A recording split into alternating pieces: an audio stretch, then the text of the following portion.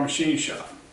Well, today's video is going to be about Pratt Whitney Lathe again, another installment of the Pratt Whitney restoration. But I was trying to figure out exactly what I wanted to cover, and got a couple things going on. We've rebuilt the gearbox and it needs to be installed. I've put it back together the apron and it needs to be installed. And I got to thinking, and mainly I got to thinking because the apron, I was trying to figure out how to get it installed. Now, like most of you, I'm a one-man shop. Everything I do, usually I have to think about how to do it. Now I have tools around here. I have an engine hoist, I have a pallet jack, several other jacks. I have some rigging in the ceiling, some come-alongs and some chain falls. But the apron has its own little problems. Now, I'm not new to putting aprons on lathes. I've done it many times before. Now, but this one had me thinking a little bit. So, got to thinking about what I wanted to do. And what I'm going to do is I'm going to try to incorporate some of the ways that I install parts, do some heavy lifting, move things around the shop, and it's all going to center around the lathe here.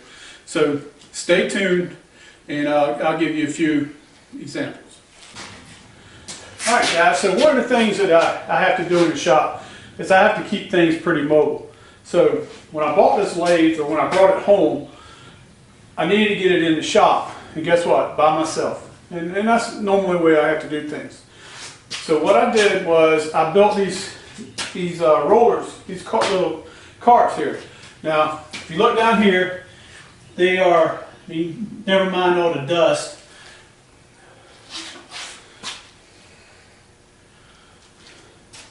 That's just dust from the shop. So anyway, I got these carts, and I built these carts for this lathe. Now the center rotation on these wheels, a lot of people are worried about them turning over and all. The center rotation on these wheels is outside the lathe, so it doesn't get top heavy. There's no, I'm not going to say you can't flip it, but more than likely it won't flip. They're drilled and tapped and bolted down to the cart. And it moves really easy. So I can push this lathe anywhere I want to in the shop. Both sides are done, and that's how I move it around. Now when I get ready to set the lathe up, I'll take it off the carts and put it on the ground. Alright guys, so one of the things we want to do is we want to put the apron on the lathe. Now the apron provides some problems that it's not easy to work around. Now, I've changed many aprons in my day, and most of the time there is a chip pan under the lathe, and you can build up the chip pan and lay that and put the apron in there and pick it up to the carriage. This lathe is a little different. There's no chip pan, and you have to pick it up. Now, the apron weighs around 100 pounds. I couldn't weigh it. I tried to weigh it on my postal scale, but the postal scale aired out, and it weighs up to like 75. So I'm guessing around 100 pounds, give or take a few pounds. So got to thinking about how to do this. Now I was trying to design a jack and maybe clamp it onto some wood or something, and use one of my jacks and jack it up here and bolt it up. Probably could have called someone and asked for help, and the two of us probably could have lifted it up and bolted it up. But again, I'm in one-man shop. I get things done, and so I come up with a plan, and stand by and I'll show you what it is.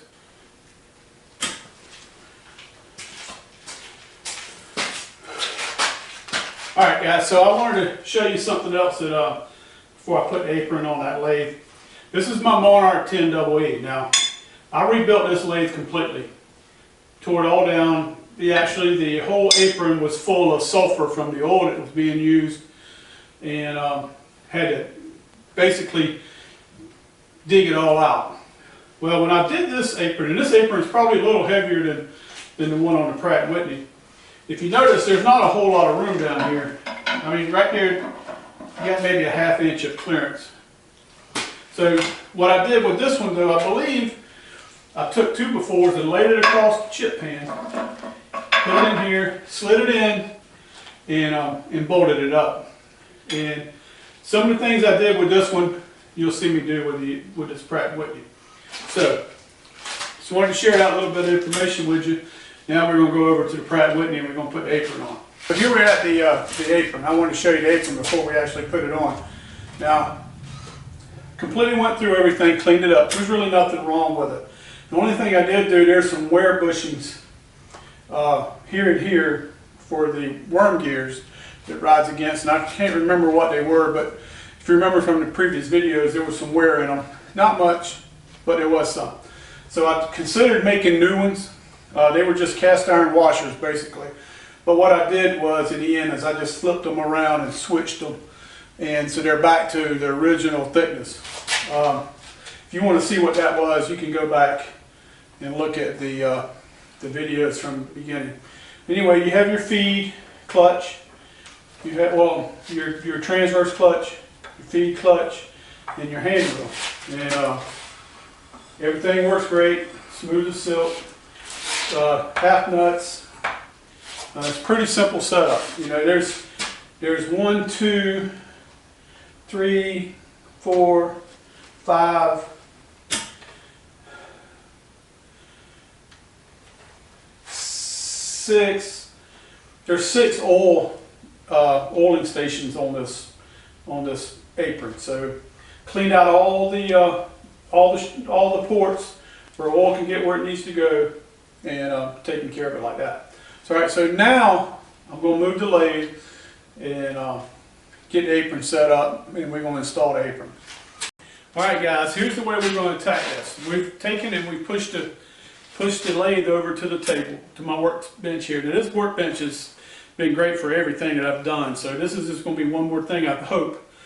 I measured. I was actually looking for a way to jack it up, bring it up underneath here, and bolt it up. And everything I thought of, I was like, well, that's kind of hairy, and I didn't really want to go that route.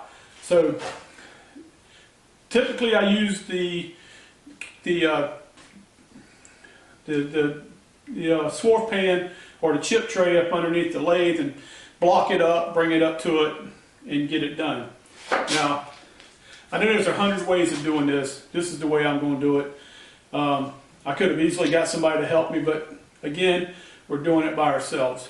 Now, what I've done to prepare. All right, the way we're going to handle this is I've cut me 2 pieces of half 13 all thread, and we're going to use those to pull it in position. Now, I'm lucky that these are half 13. Majority of the threads in this lathe, they can be anything. I've had, I think, quarter 32s, quarter 28s maybe. Well, 28 is pretty standard. That wasn't a 28. It was something else. It was weird. But anyway, I've had all kind of threads, and so these are half 13. We have some 3/8 16. We have some 5/8 11.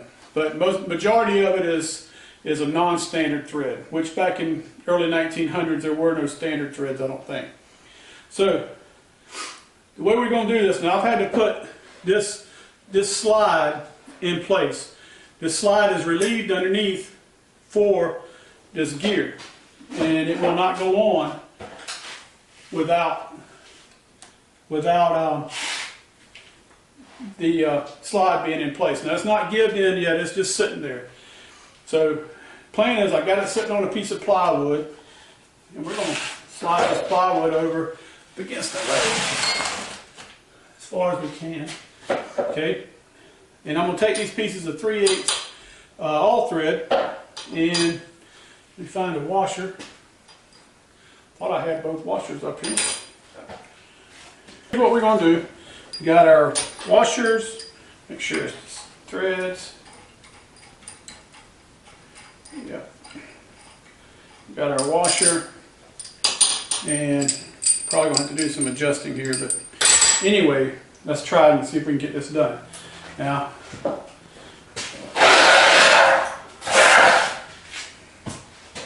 right, I'm gonna have to take and work this thing underneath.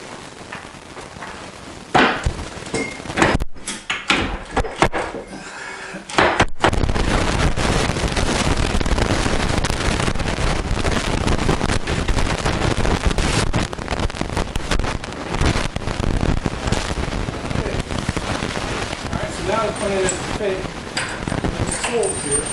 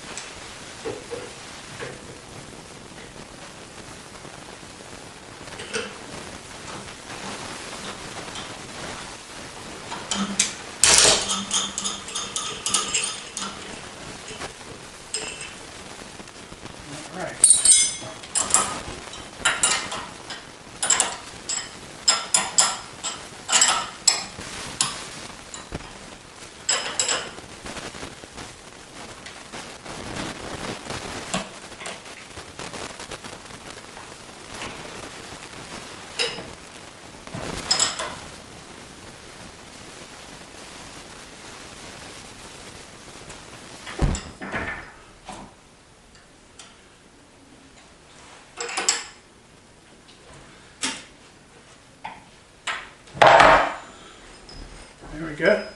Alright, so we got it in place. So now we take the bolts. They're supposed to be in there. Drop those in.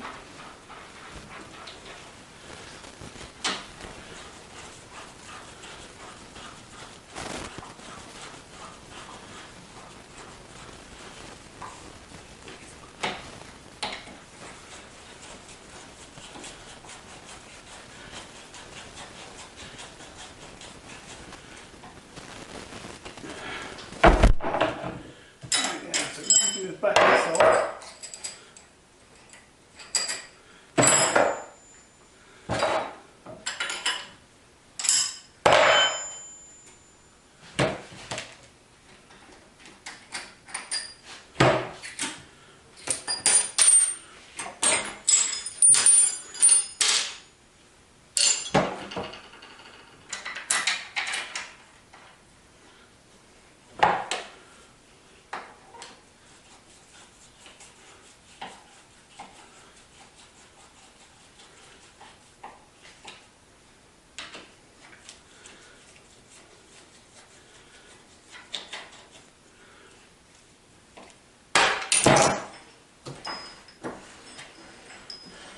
There we go.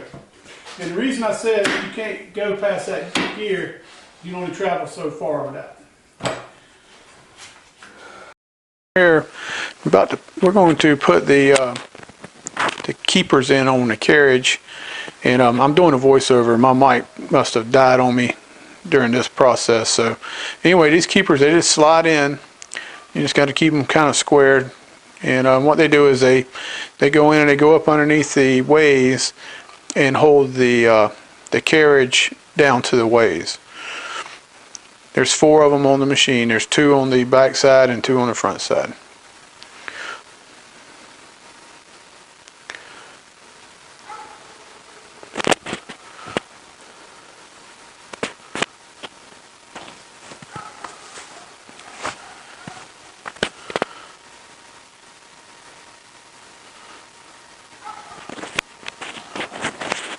That dog's been barking all night long.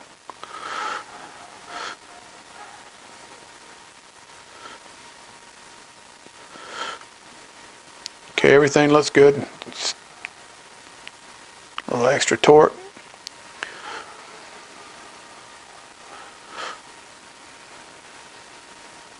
Drop the bolt. Now this keeper here, it's actually also part of the carriage lock. So there's a 3rd screw in it, and that would be that square headed screw.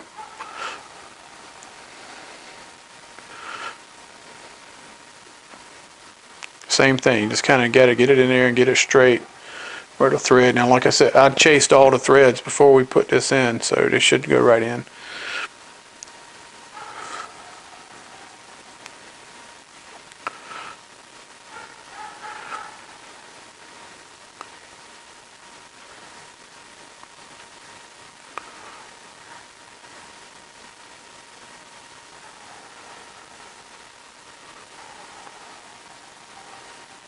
Alright, it's a little tight. Let's back it off a little bit. Like I said, the actual lock's on this side, so that's what we're installing now is the bolt for the lock.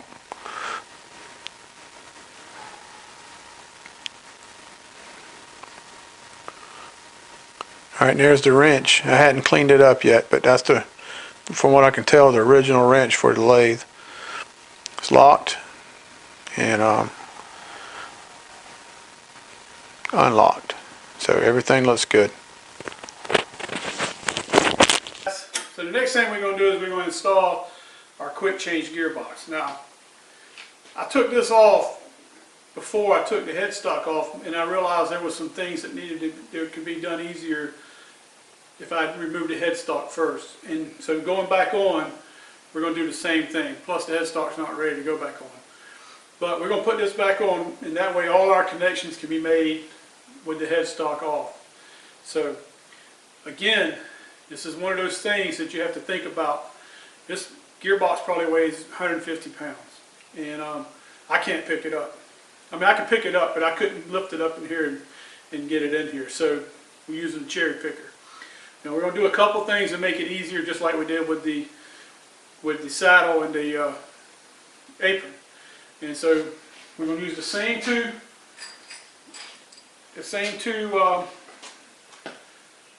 studs, but this time we're going to take them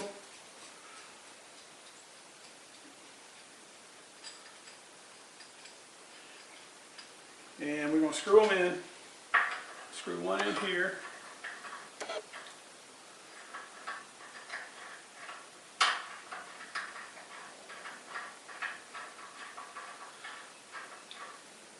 They don't need to be this long, but again, we've chased all our threads. Now there's a 5/8 11 hole right there that I have no clue what goes there. I went back and looked at my videos, and I've probably been my #1 viewer for the past couple of days, seeing how all these little parts went back together. But when I removed, I'm sure there's nothing that went there. When I removed the gearbox in the video, all the screw holes, all the threaded holes were bright, and that one was not. And so that tells me there was nothing there. And I never saw anything there. So what we're going to do is we're just going to take and put a jam nut on the back of this one. Just kind of keep it good and tight. And we're going to screw this one in.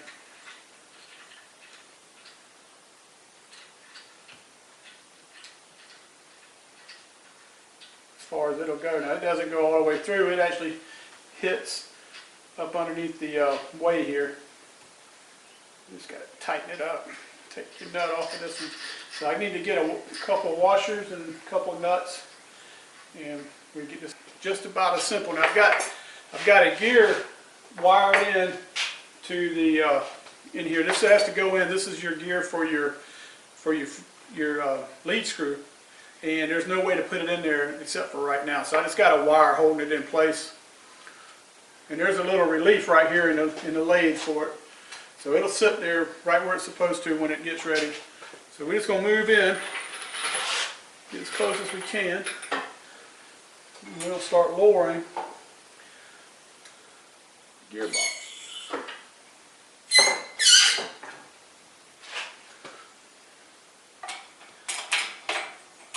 A bit too fast. There we go.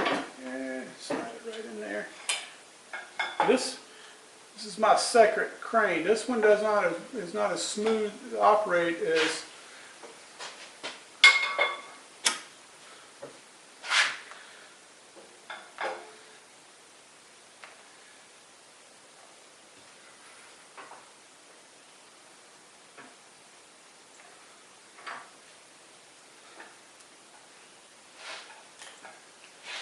Matter of fact, this thing is completely different. Now, I wish I'd paid attention to how I choked that. Maybe have to let it down and choke it back.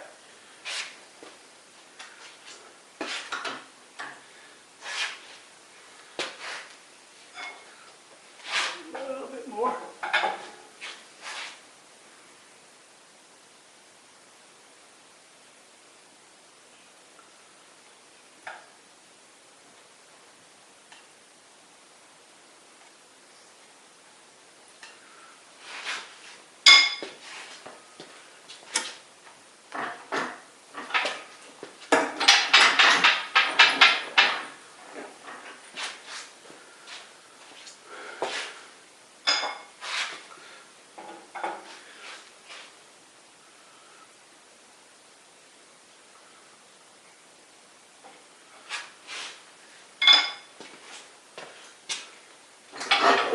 All right, so now we put us a washer won't go on all the way, so let's just put us a nut.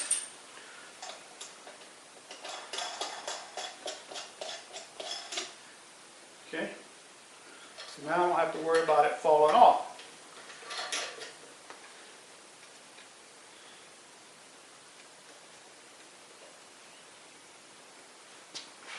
All right, so let's take the tension off and let's see how it's going to behave. I think we need to go a little closer. There, that's better.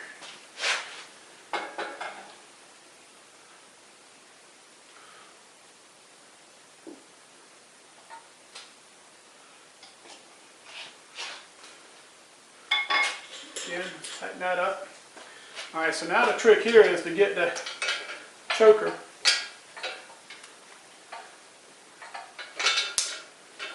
out. All right, so should just come right out the bottom.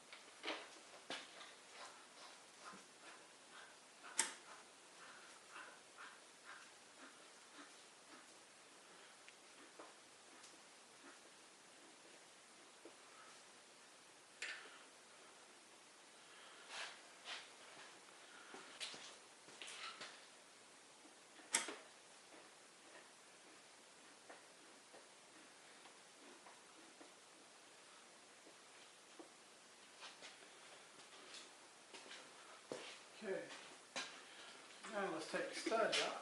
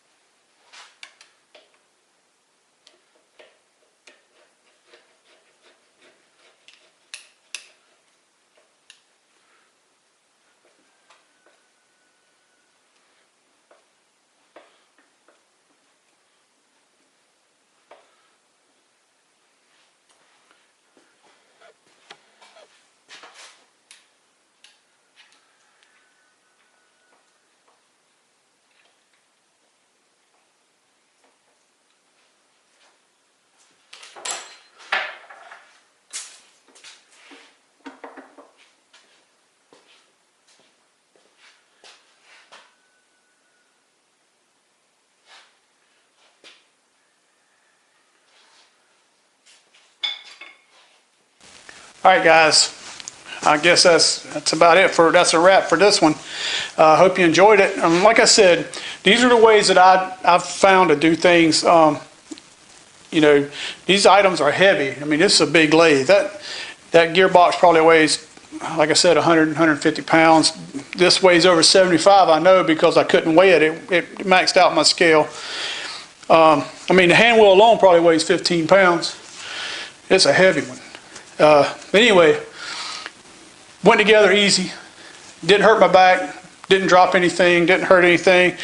Everything went together smooth as silk. So just wanted to show there's more than one way of doing something. And I know somebody probably has 10 different ways they can do it better than I did, but that's good. Maybe somebody can take something from it, and next time they do something, you know, they can think about, look around and look at what they have. So I want to thank everyone for watching. I want to thank my subscribers. I want to thank my new subscribers and my commenters. Also want to thank the Patreons that's making donations, because without your donations, this stuff wouldn't help. And we have another machine coming, and I'll tell you about it later. And because of you guys donating, I'm able to acquire another one. So, getting closer. I'm still not sure about the drive for this machine. I want to build a line shaft shop, but it ain't working out right now. So we may end up having to put a drive back on it to get it to run, or maybe have to let it sit. Anyways, from the Backyard Machine Shop, so long.